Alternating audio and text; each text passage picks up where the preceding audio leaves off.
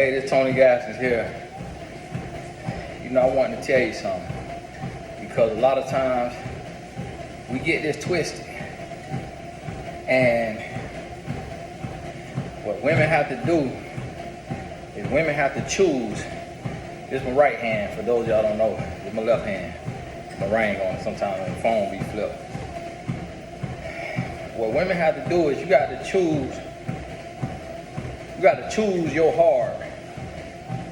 And the same goes for men, but I'm speaking from a male perspective. Because one thing I know for sure, and that is every man is flawed. Every man is flawed. Every single man is flawed. And the Bible say, a faithful man, who can find one? And what I mean by that is, if a man is perfect in his walk with faithfulness as far as women are concerned, then he's going to struggle in another area. He may struggle with pornography. He may struggle with verbal. He may struggle with emotional. He may struggle with spiritual. If a man is perfect in his verbal, then he may struggle with adultery. He may struggle with pornography. He may struggle with alcohol. He may struggle with gambling. He may struggle with Hansela. Every man is flawed. The married women on here will tell you that every man is flawed. Because every human is flawed. And so what we have to do as men is we gotta, every single day, we gotta start to minimize our weaknesses.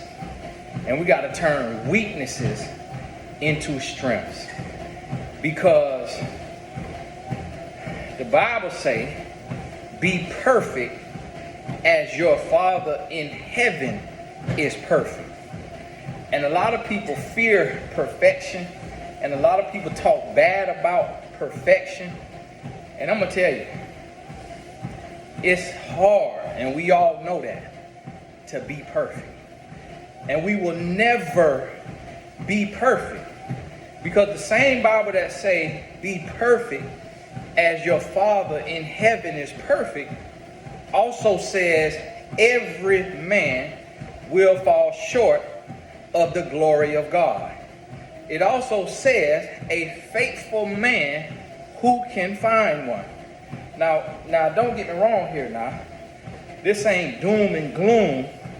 What I'm saying is you got to understand that any human that you get with is going to have a set of issues, going to have a set of problems. And when we run from one set of problems, we're going to bump into another set of problems. So we got to ask ourselves now, if this person, if this man, if this woman is unwilling to grow and unwilling to change, will this kill me? If the answer is yes, then you got to go. If a person is not willing, after being confronted in a real way, if a person is not willing to grow and to change, and everybody, all of us gonna make a change for a little while. But what about 6 months later, 8 months later, a year later? What about 5 years later?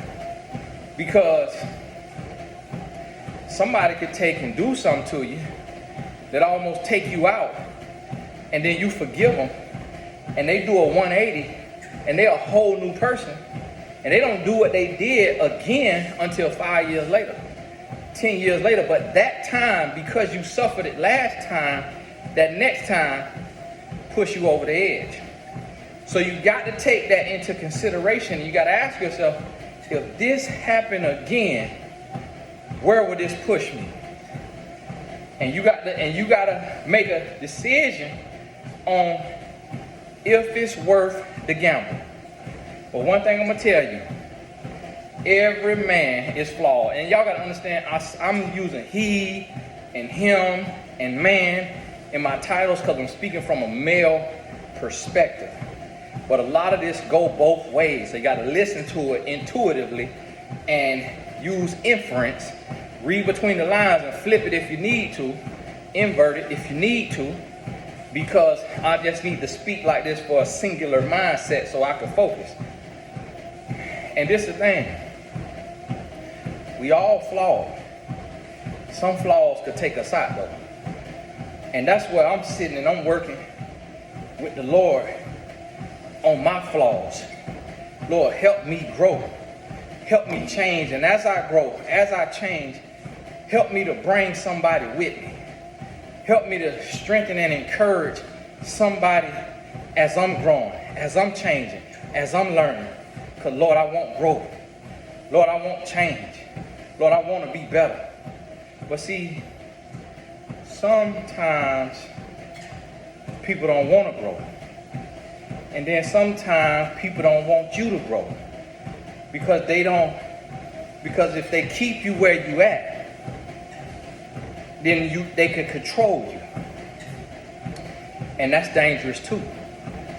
And so I want you to understand is, if you got a man in your life and he's not perfect, because he won't be, or when you get a man, you got to evaluate his imperfection.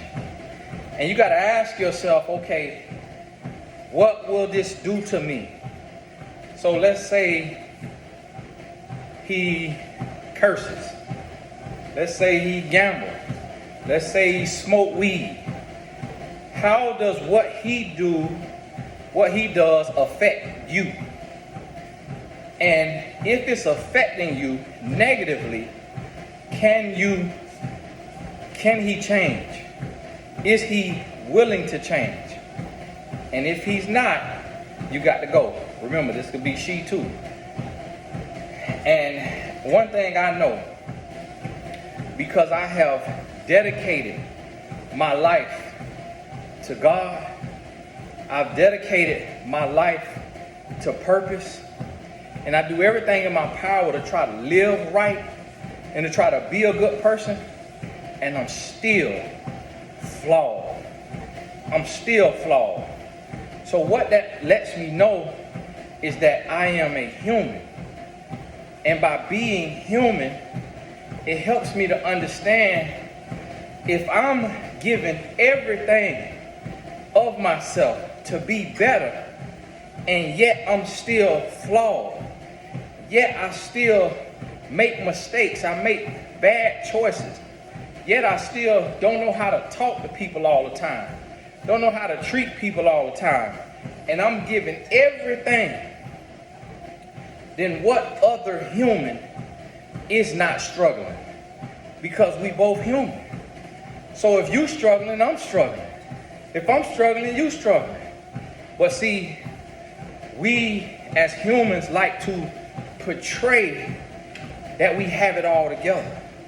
We like to portray that we got balance, work-life balance, family balance, whatever kind of balance.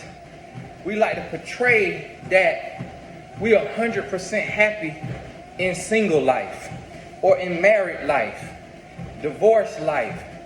We portray things, but all of us have to face the darkness. All of us have to face the music.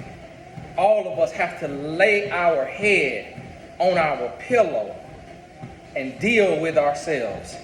All of us do. And that is not always easy.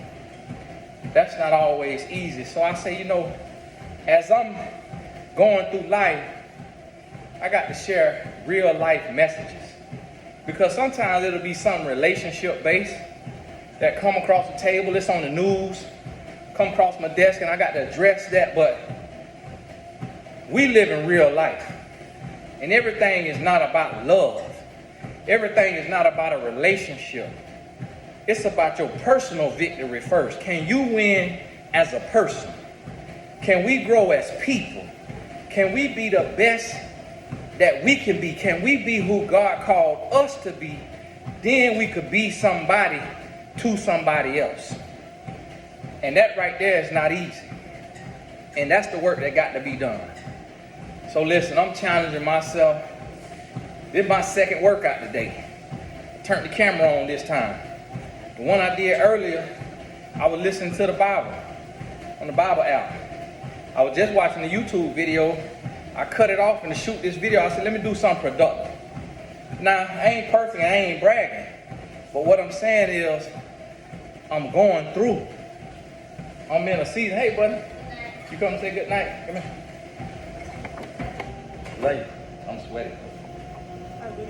Don't hurt yourself. Be good. See you tomorrow. For football. Be careful going outstairs. Close the door. Oh, you leaving for the light?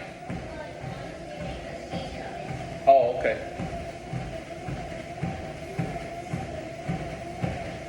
I ain't perfect.